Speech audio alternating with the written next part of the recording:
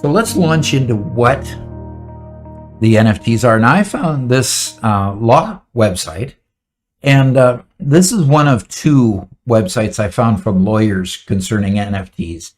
And I really wanted to focus on that because it's really fuzzy sometimes when you buy an NFT. What do you legally own? In other words, you buy digital artwork. What do you own? I can go look at that digital artwork. I can take a screenshot. I can right click and say copy or save that. I would be just as good. I have the digital copy of the digital art. Well, what do you buy when you buy an NFT? You literally buy a place on the blockchain in a lot of cases. So here's the story. Someone paid nearly $6 million for NFTs to digital art by Grimes, also known as Elon Musk's former partner. Okay.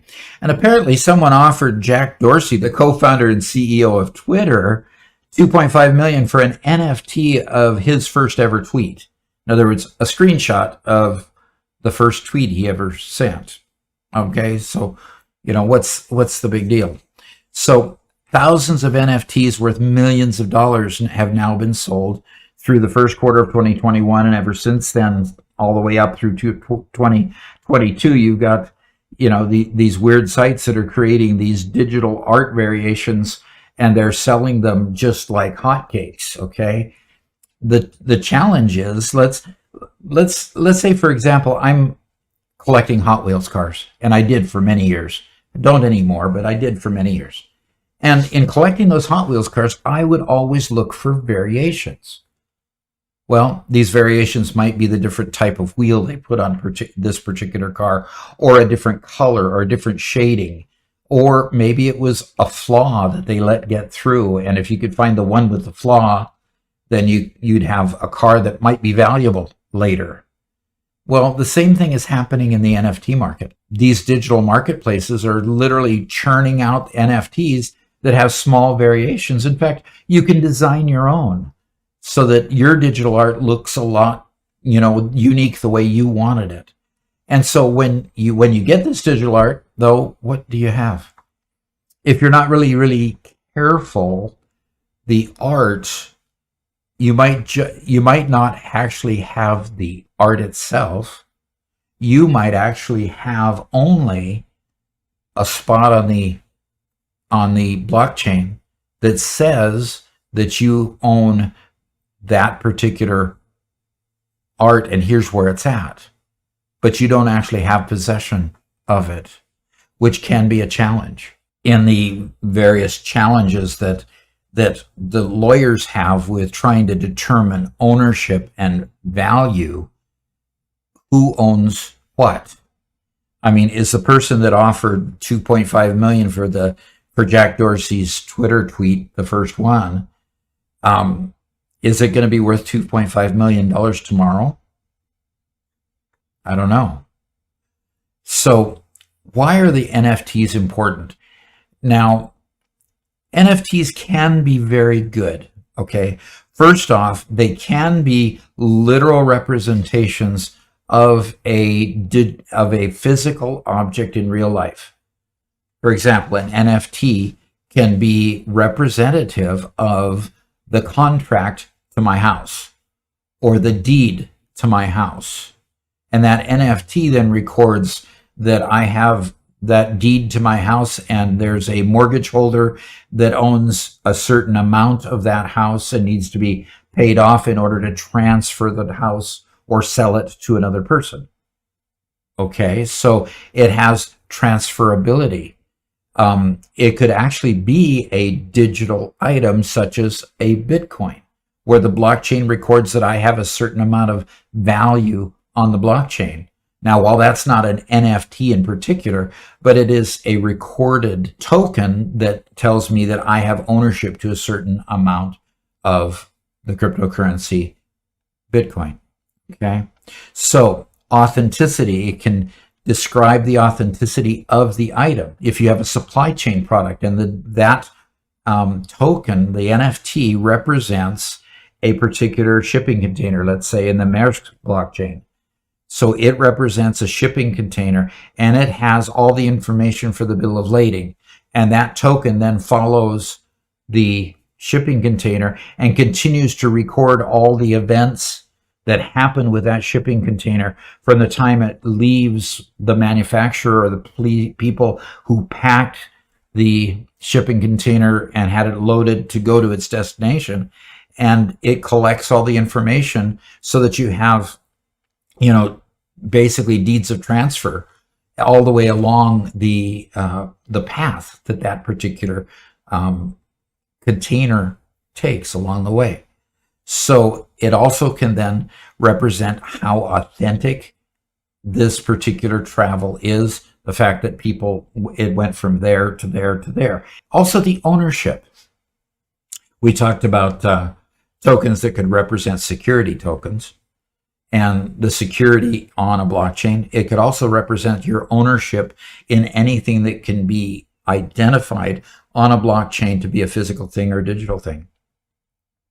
So NFTs, being able to be unique, create their own niche of value simply because they can be used to do many, many things. Now, let me scroll down here. The art and gaming industry have taken to this probably the biggest out of any of the other industries. So it's disrupting that industry. In fact, a lot of gaming purists will come out against NFTs because they're trying to create their own ability to sell an in-game object for real, fiat cash outside of their games. For heaven's sake, they take our money. Why not allow me to build up value and build up wealth in the game and allow me to sell that wealth when I want to leave the game? There's no reason why I shouldn't be able to do that, right? Well, in the gaming industry, NFTs have allowed that to be a little bit more fluid. The NFTs that you own and trade can be traded for money, fiat currency, whether you're US dollar or another currency, or it can be traded for other digital currencies such as Ethereum. Probably the most common one is Ethereum, or it could be traded for any one of a number of different other what they call altcoins, alternative coins to Ethereum and Bitcoin. You see that in the art and gaming industry. The fashion industry is really taking to it in the respect that when you get high-end fashion and the particular garments were made at a particular by a particular designer at a particular place that it was manufactured, and that token then can carry the authenticity of that particular garment, and that allows it to have a value that another garment that was created in China and sold on a Walmart rack might not have. So high fashion has taken to NFTs in a big way to identify and keep brand purity going in their particular brand. Okay. Then we go down here to supply chain. We've talked a ton about supply chain. And so NFTs can eliminate counterfeiting, trace the movement of goods along the supply chain. The auto industry can make sure that they can track all the component parts in a vehicle. I wouldn't be surprised if the aerospace industry began to use them eventually, simply because there is a huge problem with counterfeit parts. And, you might say, well, gosh, can't you just buy a plane part from anybody? Well, the big commercial planes that are regulated by FAA and various bodies around the world, no, you can't. You have to buy certified parts from a particular place that has the ability to certify that those parts are authentic and are good aftermarket. So supply chain and logistics is a big, big deal. Of course, we've talked about real estate a lot. And now the entertainment industry. Now there's a ton of people who like to sing and put their songs out there. But, boy, you get your song in the public domain and what happens to it? You could have people playing it over and over and over. The ownership of it might be suspect. So you have to be able to prove that you own it. And that can be done if you've put it on a blockchain and identified it with an NFT. Okay. And then we can go to sports. There's domain names being sold that have specific addresses on various blockchains. So that it's kind of like the domain control service where you buy the domain, it's an English sounding word like Pharaoh's technology, and it points to a place on the blockchain. It makes it a whole lot easier to find. It's very similar to it being the DNS server, identifying what this name represents as far as a URL or those several digits. The whole idea here is that there's a whole lot of different uses for it. And really, these uses are being just now uncovered and explored. There's a challenge with NFTs in the respect that because they're so new, and some of them, if they, like, for example, represent a portion of a company, could look like a stock, act like a stock, and behave like a stock. So if it acts like a stock, the FCC might just say, well, that's a stock and that's a security, and it needs to be regulated like a security. So there's all of those issues that haven't even begun to be discovered yet. So NFTs have got a long ways to go to mature. Be careful if you want to go buy an NFT, because you need to make sure you understand what you own when you buy one. Okay. So if you haven't already, how about if you hit the subscribe button, and we'll move on to our next topic.